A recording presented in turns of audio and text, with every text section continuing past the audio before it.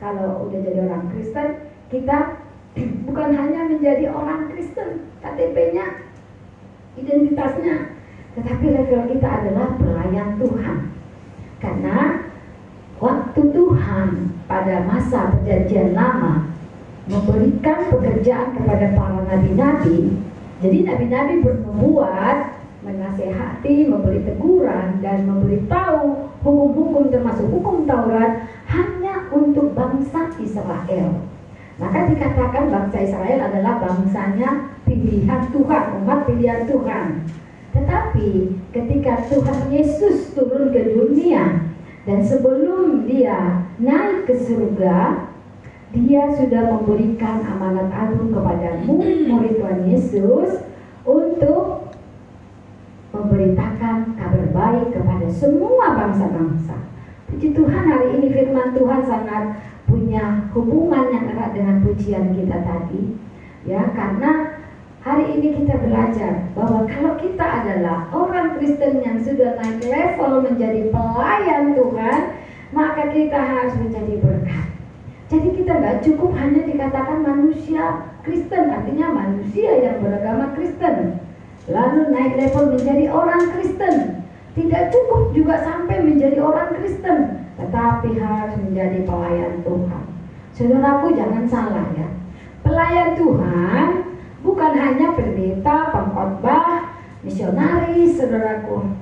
Pelayan Tuhan adalah orang Kristen yang menghidupi firman Tuhan. Ya. Orang Kristen yang menghidupi firman Tuhan, dia adalah pelayan Tuhan. Jadi kalau ada seorang ibu, mungkin dia atau seorang bapak tidak ambil bagian pelayanan di dalam gereja, nggak jadi singer, nggak jadi WL, nggak jadi pemusik, nggak jadi apapun, tetapi dia menghidupi firman Tuhan, dia rajin berdoa, maka dia juga dikatakan ada pelayan Tuhan. Jadi yang dikatakan pelayan Tuhan bukan seperti saya, mungkin gembala saat ini, bukan saudaraku, atau yang jadi singer, bukan itu saja. Ada orang yang melayani di mimbar, tetapi dia sesungguhnya bukan pelayan Tuhan. Contohnya apa? Orang yang tidak menghidupi firman Tuhan, ya kan? Melayani Tuhan, tetapi masih melakukan rupa-rupa kecemaran.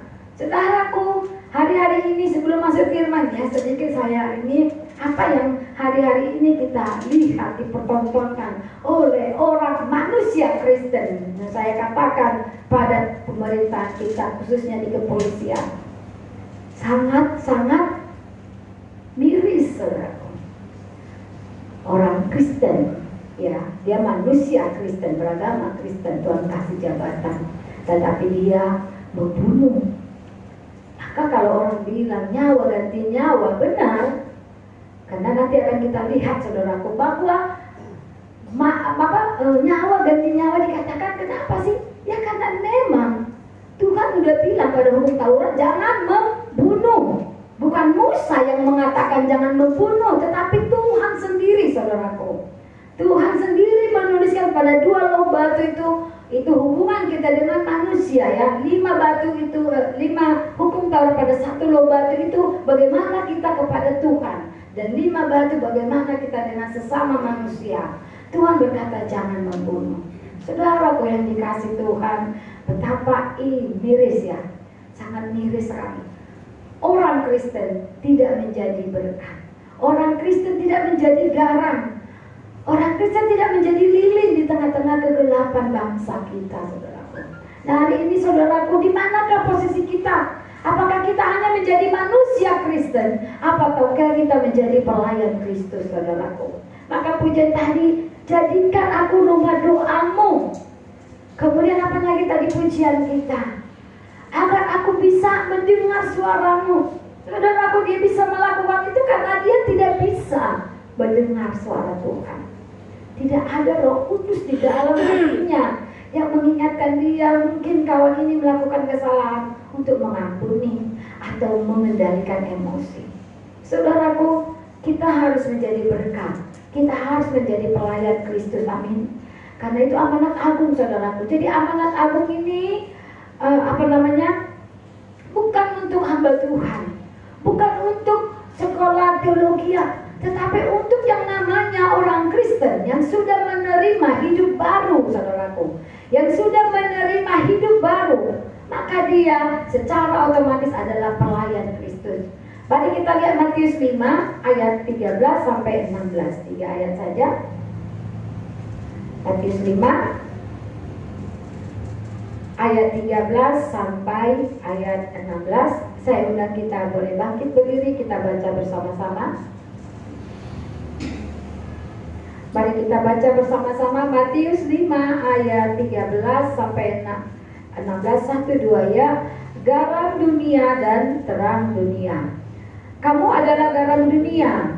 Jika garam itu menjadi tawar, dengan apakah ia diasinkan?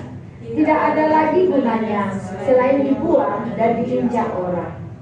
Kamu adalah terang dunia. Kota yang terletak di atas gunung tidak mungkin tersembunyi. Lagi pula, orang tidak menyalakan pelita lalu meletakkannya di bawah gantang, melainkan di atas kaki dia, sehingga menerangi semua orang yang ada dalam rumah itu. Demikianlah hendaknya terangmu bercahaya di depan orang, supaya mereka melihat perbuatanmu yang baik dan memuliakan Bapamu yang di surga. Silakan dulu Bapak Ibu yang dikasih Tuhan. Saudaraku yang dikasih Tuhan, diberikan tema menjadi berkat bagi masyarakat. Ya, kita harus menjadi berkat bagi masyarakat. Yang dikatakan masyarakat di sini bukan hanya komunitas kita di dalam gereja, saudaraku, tetapi bagi orang yang tidak percaya kepada Kristus pun, bahkan dari penjahat sekalipun kita harus menjadi berkat. Tapi banyak orang manusia Kristen yang menjuluki dirinya pelayan Kristus. Dia gak suka tuh jadi berkat bagi yang tidak sama denominasi gereja, ya kan? Gak suka dia, gak mau memberkati. Definisi memberkati bagi mereka adalah memberkati cukup di komunitas dia dan dia punya nama. Ada beberapa pelayan Tuhan seperti itu. Nah, saudaraku yang dikasih Tuhan, kalau menjadi berkat bagi masyarakat, mau sama orang Kristen, mau sama orang agama yang lain, mau orang benar, mau orang baik, kita harus jadi berkat. Amin. Nah, saudaraku di sini menjadi berkat bukan hanya seperti yang saya singgung tadi, memberkati dalam materi, saudara, bukan. Tetapi lebih kepada firman Tuhan ini, ya. Kita harus menjadi berkat. Kenapa kita harus menjadi berkat? Kita lihat Matius 5 ayat 16. Demikianlah hendaknya terangmu bercahaya di depan orang, supaya mereka melihat perbuatanmu yang baik dan memuliakan Bapamu yang di sorga. Jadi yang pertama adalah perbuatan kita, saudaraku. Bagaimana kita berbuat kepada orang yang sangat jahat kepada kita, yang pertama, yang menyakiti kita. Saudaraku, kita lihat bagaimana Bapak ini, Bapak FS ini, ya, terhasut, saudaraku. Ya, kita belum tahu apa motif sebenarnya, tetapi dari yang kita lihat, saudaraku yang dikasih Tuhan, menjadi orang Kristen, yang pertama sekali supaya kita menjadi berkat adalah perbuatan kita. Maka saudaraku, pada kisah ini dikisahkan bahwa orang sedekat sekalipun, orang yang mengaku kita sudah anaknya pun, kita harus hati-hati, katanya kan. Kita harus berhati-hati. Karena apa? Perbuatan-perbuatan jahat, perbuatan-perbuatan iblis itu gak pernah lepas, saudaraku, mengintai orang-orang percaya. Jadi selama kita hidup di dunia ini, kita gak pernah lepas dari intaian perbuatan-perbuatan jahat yang dibuatkan iblis lewat, ya mungkin suami, mungkin istri, mungkin orang lain, mungkin anak buah. Seperti yang terjadi, iblis gak pernah mau lengah, saudaraku. Tetapi orang yang tidak beribadah, orang yang jarang berdoa, maka ketika dia lengah, disitulah dia menjadi santapan iblis. Jadi saudaraku yang dikasih Tuhan, untuk menjadi berkat bagi orang-orang masyarakat, yang pertama kita harus melihat perbuatan kita, saudaraku.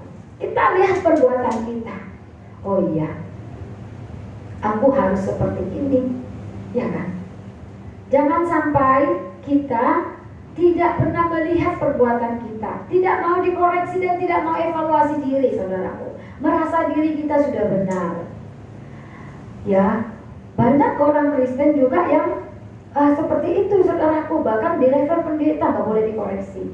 Sedikit ini ya. Jadi saya kemarin kan cari tukang, ambil dari grup ya. Saya kelemahan saya gini. Ini yang selalu saya kena tegur sama Bapak. Kalau orang udah ngomong masalah makan di rumah nggak ada, beras nggak ada, apa nggak ada, padahal dia masih baru kerja, kita kasih kasbon gitu. Tapi rambut sama hitam hati tiada yang tahu. Terlebih di Batam banyak sekali penipu. Kerja 1-2 hari dia nggak datang lagi. Terus janji lunasin, sampai beli materialnya pun saya kasih Bapak Ibu, lunas semua. Tapi lari, HP semua materialnya saya post di grup, saudara. Lalu ada seorang Kristen juga tukang di dalam grup itu menghakimi saya di situ. Saudara, saya sangat-sangat terpancing ya. Dia bilang, ibu ini loh seorang pendeta, tetapi lihatlah ibu introspeksi diri. Apa yang kau perbuat mempermalukan Tuhan. Lalu saya jawab gini, mau pendeta, mau kulis sekalipun, namanya kerja ataupun apapun yang dikasih kepercayaan harus bertanggung jawab. Saudaraku, itu adalah prinsip kita, saudaraku. Mau apapun jabatan kita, kita harus bertanggung jawab. Mau dikasih bos kita, gajinya kecil tapi tanggung jawabnya besar, harus lakukan. Tidak ada bilang, gajinya kecil kok, lalu aku kerjanya sembrono, nggak ada. Lalu dia menghakimi saya di grup itu, akhirnya saya kan gak enak ya, bahwa orang ribuan itu anggota grup, akhirnya saya japri. Di situ saya sudah terpancing emosi. Dia bilang gini, saya nggak mau kawan sama kamu gitu ya. Akhirnya saya teringatkan, ini sebenarnya dia bilang saya ini anak Tuhan gitu, tapi dia bahasanya ini gitu ya, nggak bagus gitu kan. Saya ingatkan Tuhan, oh ini jiwa yang harus diinikan. Saudara, kalau kita dipertemukan orang dengan seperti itu, tetapi kita jadi berkat. Akhirnya saya layani di inbox itu, saya memang pendeta, saya kasih tahu, kamu akan mengenal saya, bla bla, dan firman Tuhan juga katakan kalau saudaramu salah, tegur 8 mata. Nah, saudaraku, akhirnya saya kasih firman, saya kenalkan, akhirnya dia minta maaf dan di close. Saudaraku yang dikasih Tuhan, ini salah satu cara Tuhan untuk kita membawa bangsa-bangsa kepada Tuhan. Ya, lewat peristiwa tadi menjengkelkan saudaraku di apa itu, di grup itu. Tetapi ketika saya inbox, akhirnya minta maaf. Nah, saudaraku, pergumulan masalah kadang-kadang Tuhan izinkan supaya kita bisa memberitakan kabar baik. Amin. Saudaraku, perbuatan kita dilihat orang. Kemudian apa? Yang baik dan memuliakan Bapamu yang di surga. Jadi bukan untuk diri kita, saudaraku, tetapi untuk memuliakan Bapa di surga.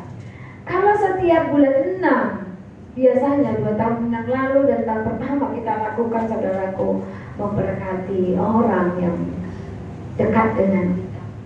Itu bukan untuk memuliakan kita ataupun gereja kita, tetapi biarlah orang-orang yang kita berkati kemarin bisa melihat kebaikan Tuhan lewat apa yang kita perbuat.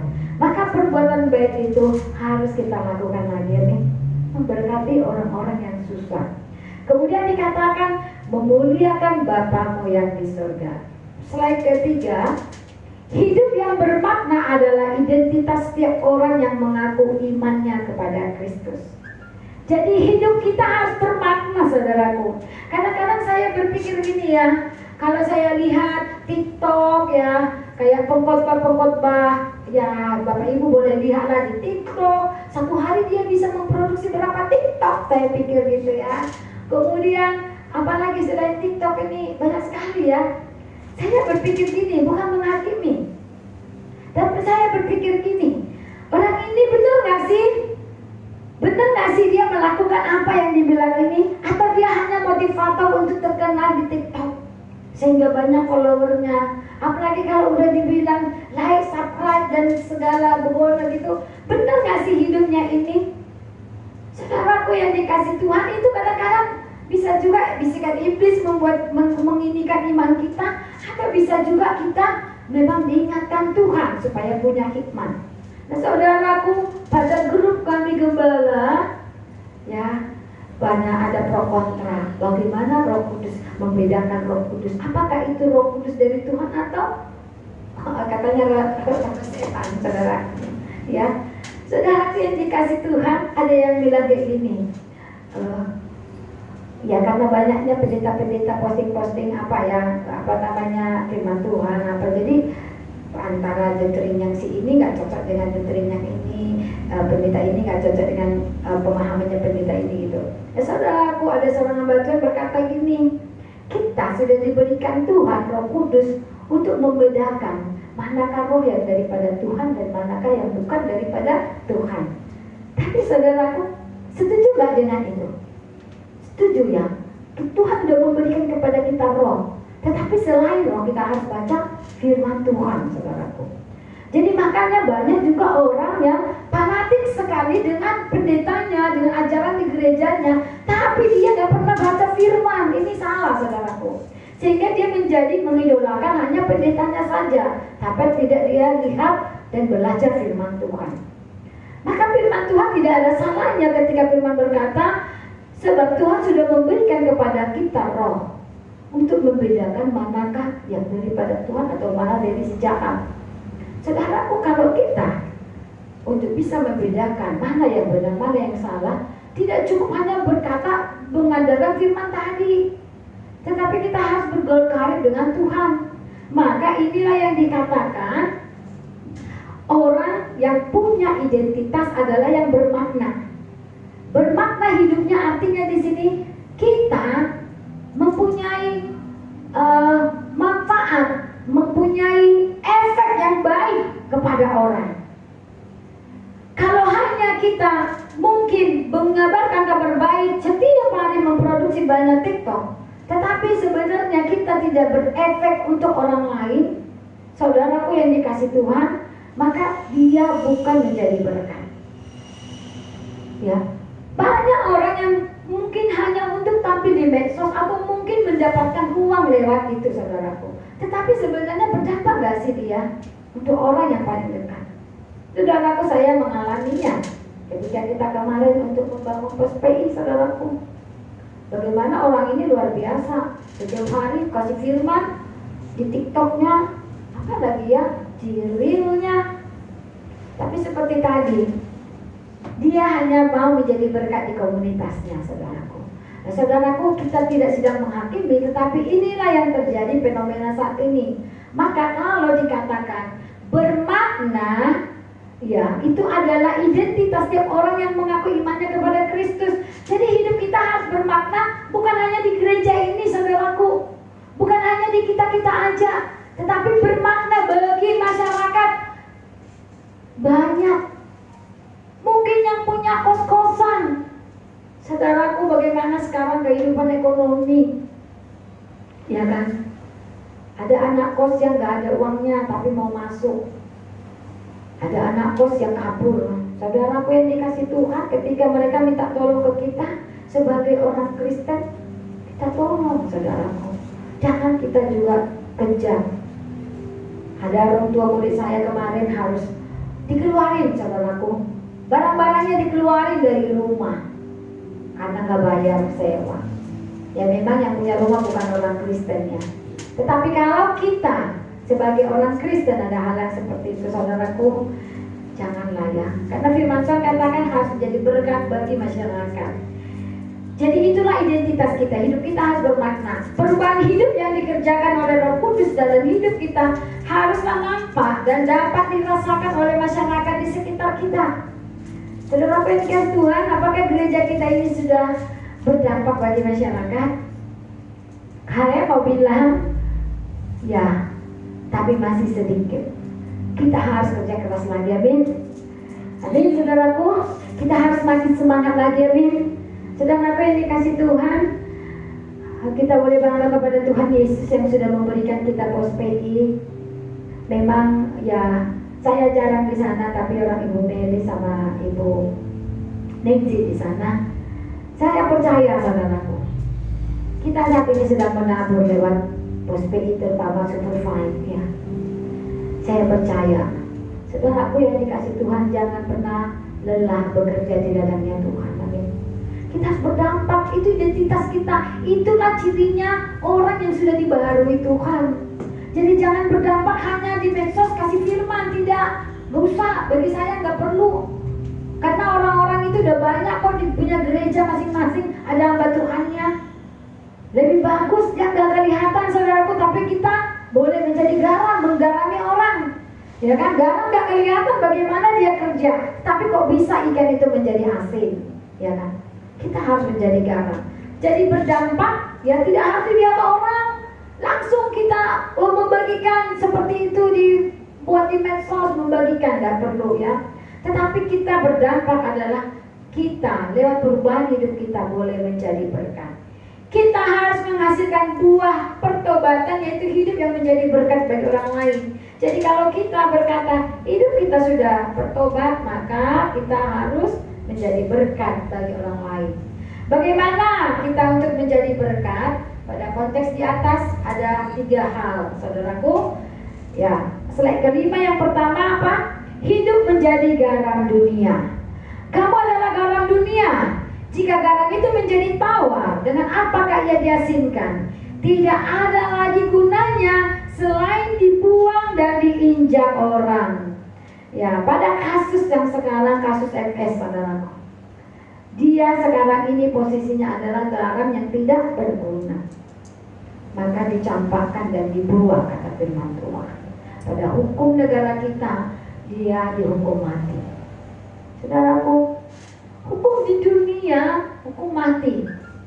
Dan kalau dia tidak bertobat, sampai dia nanti mungkin dia memilih hukum mati, saudaraku. Kalau dia tidak bertobat, maka firman Tuhan akan digenapi, dicampakkan kepada api neraka. Demikian hidup kita, saudaraku. Kalau kita nggak berdampak sampai mati kita, walaupun KTP kita Kristen, kita tetap hidup dalam pencemaran, dalam percabulan. Kita nggak menjadi garam dengan pertobatan kita, maka firman Tuhan katakan, dengan apa? Tidak ada yang lain selain diinjak dan dibuang. Diinjak dan dibuang itu disiksa dan dicampakkan ke api neraka, saudaraku. Ini kehidupan manusia Kristen yang tidak mengalami pertobatan. Nah, kita lihat slide ini. Manfaat garam selain untuk membuat sesuatu yang tawar menjadi ada rasanya, juga sebagai bahan pengawet makanan dan dapat membunuh kuman dan mencegah pembusukan. Artinya, keberadaan kita di tengah-tengah dunia masyarakat harus dapat memberikan rasa bagi dunia yang sedang tawar ini. Saudaraku, ada meme yang bilang gini, apakah Indonesia sedang aman-aman saja? Tidak ada yang aman di dunia ini, saudaraku. Hanya di surga yang aman. Sebab iblis selalu meminta kita. Makanya Tuhan bilang, berubahlah oleh karena pembaharuan budimu, kata Rasul Paulus, saudaraku. Berubah oleh karena pembaharuan budimu. Artinya kita nggak boleh sama dengan dunia yang tidak aman ini. Kalau kita terikut dengan dunia yang tidak aman ini, maka seperti si Baradai tadi, saudaraku, ya kan?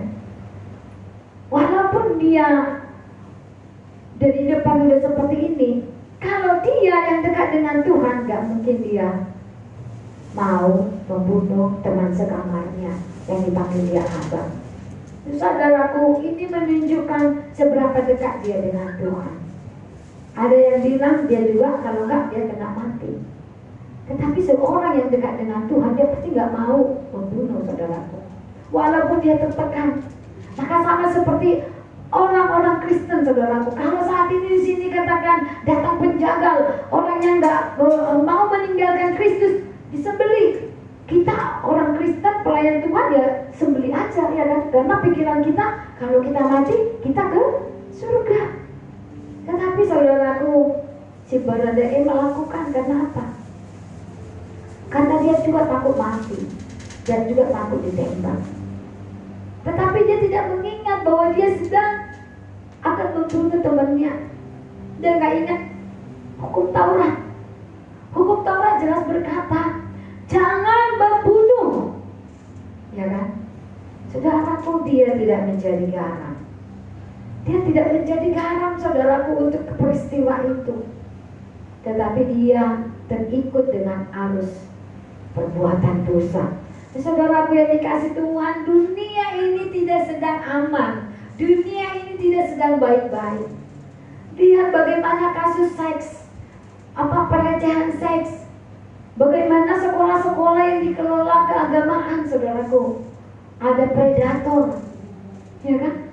Sehingga baik anak perempuan atau anak laki-laki pun kita was-was, saudaraku. Bagaimana pelecehan, bahkan pemerkosaan bapak ke anak kandung, saudaraku. Miris ya. Ini yang terjadi karena iblis tidak mau diam. Iblis takut tidak ada pengikutnya untuk dibuang di neraka. Maka saudaraku, kita harus menjadi garam. Dikatakan garam selain memberikan rasa, dia juga sebagai bahan pengawet, ya kan?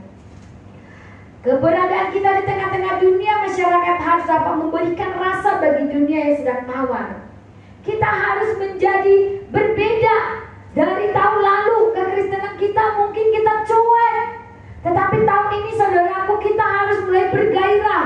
Kita jadi garam, kita garamin orang-orang yang sudah tawar, orang-orang yang belum mengenal Kristus, orang-orang yang jauh dari Kristus, anak-anak muda. Jika kau punya teman yang jauh dari Tuhan, mungkin pacarannya seks bebas, kamu harus jadi garam untuk dia. Tegur, ingatkan. Saudaraku, tadi pagi saya kaget dengan postingan anak kos saya, tapi mungkin ini harus saya suruh keluar.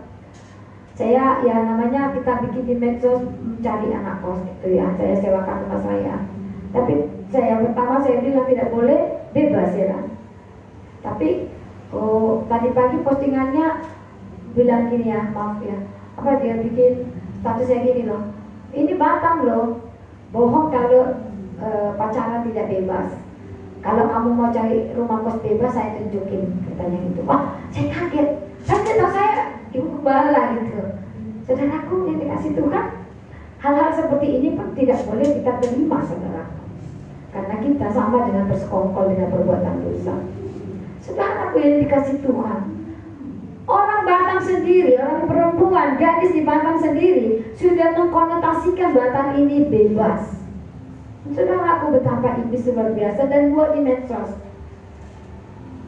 Profilnya dia di gereja, tapi buat di story seperti itu. Saudaraku yang dikasih Tuhan, Batam tidak lagi baik-baik. Ya, dunia ini tidak lagi baik-baik. Maka kita diingatkan Tuhan hari ini, kita harus bisa seperti garam, memberikan rasa dan memberikan pengawet. Pengawet ini seperti apa mau dikatakan?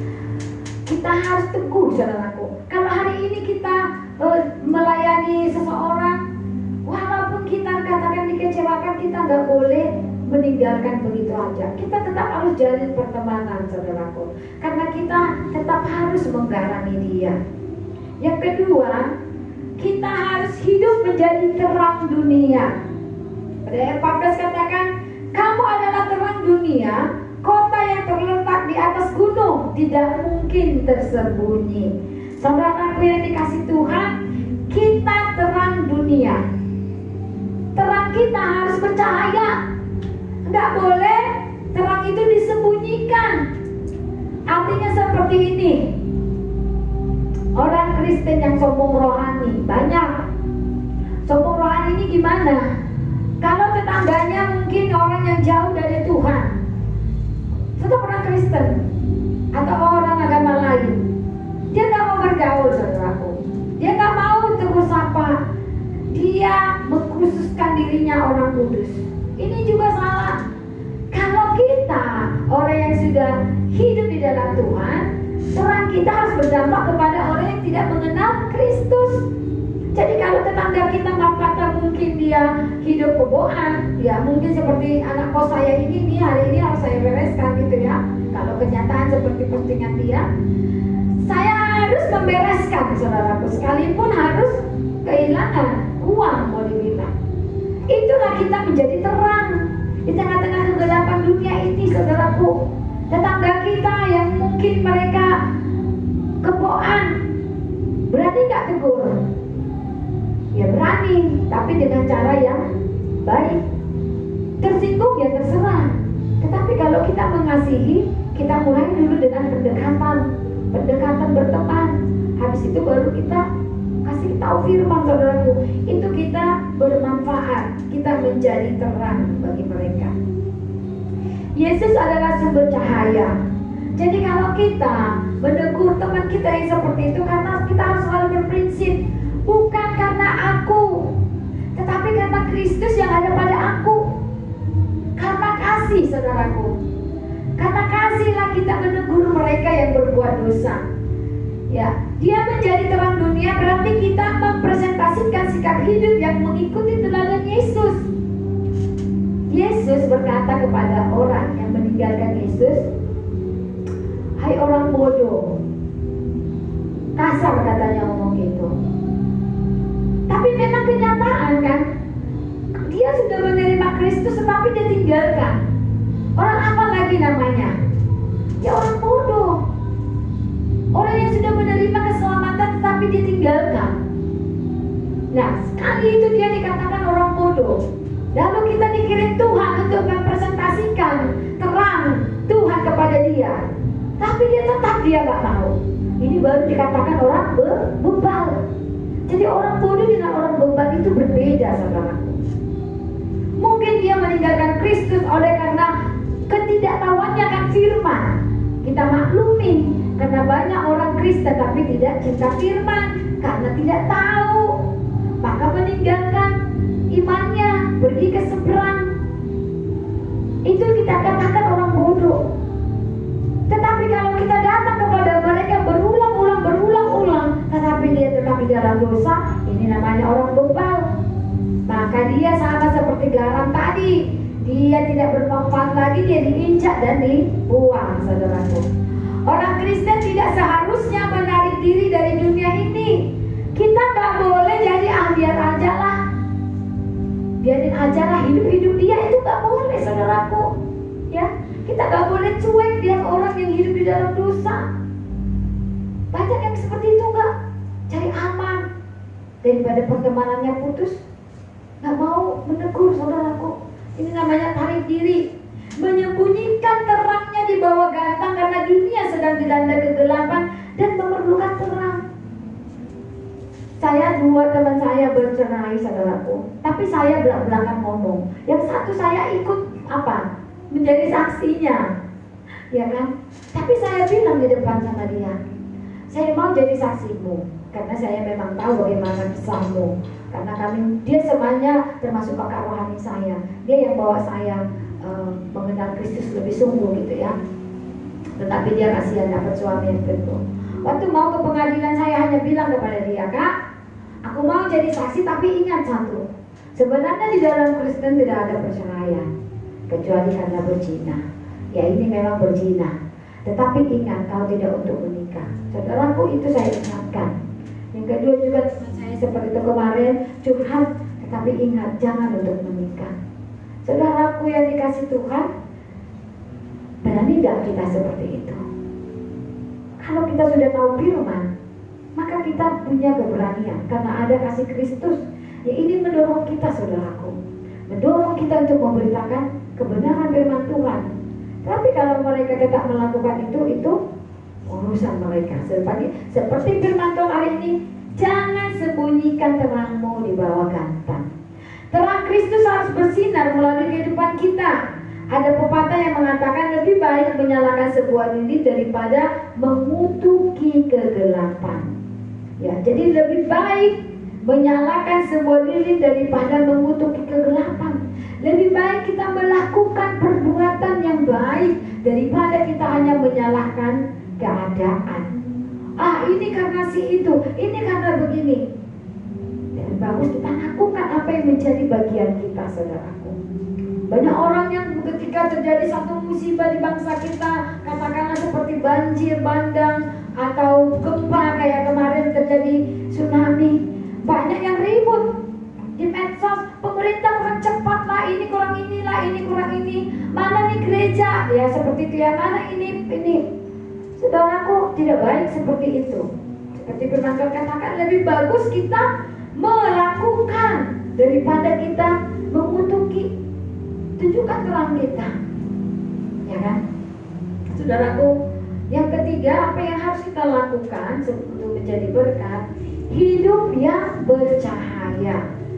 Demikianlah hendaklah terangmu bercahaya di depan orang, supaya mereka melihat perbuatanmu yang baik dan memuliakan Bapamu yang di surga. Saudaraku, untuk berbuat baik itu susah kan? Sebenarnya tidak ada susahnya untuk berbuat baik. Kalau ada kasih Kristus di dalam diri kita. Waktu kita berbuat baik, kita ditolak orang. Kalau ada Roh Kudus di hati kita, bukan kita jadi sakit hati, saudaraku. Bukan kita menjadi minder waktu kita direndahkan orang. Ketika kita berbuat baik, melakukan pelayanan, orang merendahkan kita, saudaraku, jangan buat itu menjadi tarik diri, merasa wah aku gak berguna, akhirnya cuek dan tidak memperlebar pelayananmu. Salah, saudaraku. Maka pepatah dikatakan orang Kristen itu semakin ditindas semakin apa? Semakin ditindas semakin merambah. Harus seperti itu prinsip kita, sehingga kita bisa percaya. Semakin orang meremehkan kita, baik dalam pekerjaan, pelayanan rumah tangga atau apapun, semakin kita tunjukkan nih kita siapa. Kita ini emas, kita bukan kaleng-kaleng. Amin. Semakin kita dihina orang, semakin kita tunjukkan nih. Kita gak perlu membalas dengan apa, saudaraku. Semakin orang bilang, wah gembalanya begitu aja pengetahuannya, gereja gitu-gitu aja. Saudaraku, semakin digituin, semakin ayo kembangkan sayap kita, kepakkan sayapmu, saudaraku.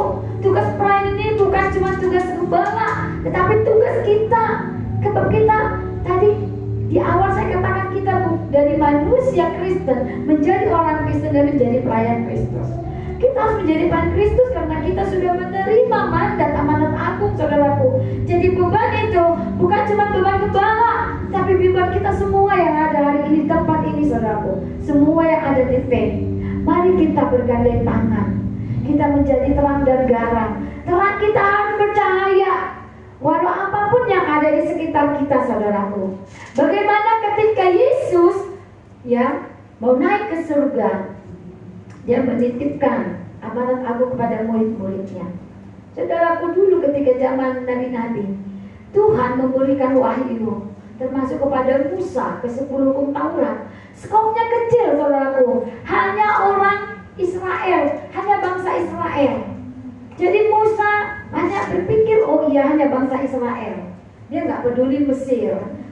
Tuhan suruh Musa keluar dari Mesir, ya dia hanya kok dalam pikirannya Musa bagaimana bangsa Israel ini masuk ke Kanan, ya kan? Tetapi ketika murid Yesus yang hanya berapa digambarkan?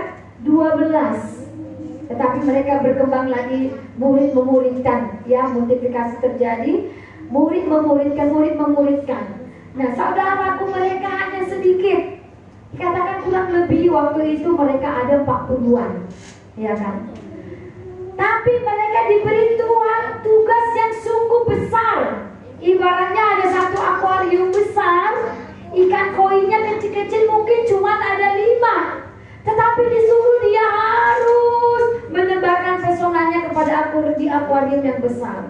Seperti itulah yang diberikan Tuhan mandat kepada murid-murid ini. Saudaraku, secara manusia, murid-murid ini pasti merasa kecil hati. Demikian kita dengan faith yang kecil ini, saudaraku. Dengan jemaat kita cuma berapa.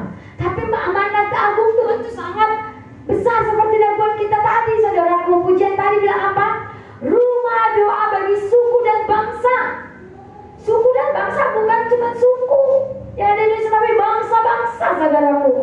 Bagaimana faith yang kecil ini Tuhan bisa pakai untuk menggarami dunia ini? Saudaraku, pasti kita minder, ya kan? Pasti merasa tarik diri. Gak mungkin lah. Tapi tidak ada yang mustahil bagi Tuhan, ya kan? Tidak ada yang mustahil bagi Tuhan, saudaraku. Maka mari, saudaraku, kita bergandeng tangan. Kita mulai lagi, semangat lagi melayani Tuhan. Sebab itulah tujuan Tuhan memberikan kita hari, diperpanjang hari terus hari, saudaraku. Pernah gak merenungkan kenapa hari ini masih dikasih kesempatan? Kenapa besok masih dikasih kesempatan? Tahu gak? Ini yang kita harus mendengar suara Tuhan. Karena Tuhan setiap hari beri pesan pada kita melakukan amanat aku. Saudaraku yang dikasih Tuhan, pada waktu itu murid-murid merasa kecil hati. Maka Tuhan menjanjikan apa? Roh Kudus. Tidak ada yang bisa membatasi pelayanan kita, saudaraku. Tidak ada yang bisa membatasi kita menyampaikan kebenaran firman Tuhan, berbuat sesuai dengan firman Tuhan, bahkan dikatakan memberkati kalau Roh Kudus ada pada kita. Maka jangan pernah posisikan diri kita, aku kecil sedikit gak bisa. Jangan, saudara.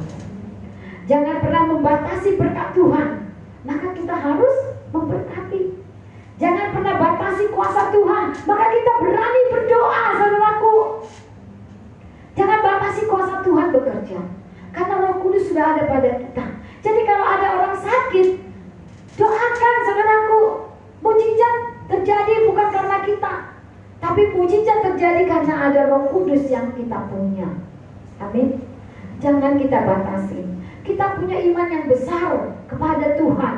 Jadi bukan harus pengkhotbah yang besar yang mendoakan kita maka kita sembuh, maka orang itu sembuh. Harus Pastor Andi yang kasih sembuh, tidak. Kalau kita punya Roh Kudus, jangan batasi Roh Kudus bekerja lewat hidup kita. Saudara yang dikasih Tuhan, hidup yang bercahaya adalah umat Kristen harus mampu menjadi pembimbing. Nah, naik level lagi, saudaraku. Jangan jadi bayi rohani terus, maunya dikasih bubur terus. Tetapi kita harus menjadi apa? Mentor, pembimbing. Ini namanya murid memuridkan.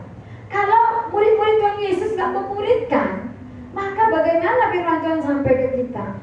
Sampai ke orang tua kita. Tetapi karena mereka memuridkan dan mereka memperbesar kapasitas mereka. Jadi kita orang Kristen yang pertama dikatakan di sini harus apa tadi? Membimbing. Ya, tugas kita banyak loh, Bu. Terutama Ibu Meli ya. Banyak tugasnya loh kita sekarang, terus terang Bapak Ibu yang dikasih Tuhan. Tetapi hati saya sakit, Ibu Meli juga sakit. Nah, jemaat Tuhan masih pada kerja. Banyak PR kita, saudaraku. Banyak PR yang harus kita kerjakan di balai kolam. Terutama bagaimana pertama sekali ini, mungkin nanti satu orang bisa pegang sampai 3 keluarga, saudaraku. Harus kita layani, kita bimbing kepada Kristus. Lepas dia mau beribadah di mana. Tetapi yang pertama, jangan lagi mereka hidup dalam perzinahan minim. Saudaraku yang dikasih Tuhan, disitulah kita perlu memberikan bimbingan kepada mereka, supaya mereka menjadi orang yang punya pengharapan dan berharga di mata Tuhan. Amin. Untuk firman Tuhan, siap kita menjadi terang, Bapak Ibu. Siap kami bawa ke ruli-ruli. Siap ya. Kita harus bergerak, saudaraku. Kita harus melayani Tuhan lebih sungguh. Haleluya. Amin. Mari pemusik saya undang untuk maju, kita angkat pujian. Jangan lelah bekerja di ladangnya Tuhan. Haleluya. Kita meresponi firman Tuhan ini dengan sukacita, saudaraku. Karena saya percaya kita adalah orang-orang yang suka dengan pekerjaan Tuhan. Mari saya undang kita bangkit berdiri. Jangan lelah. Haleluya.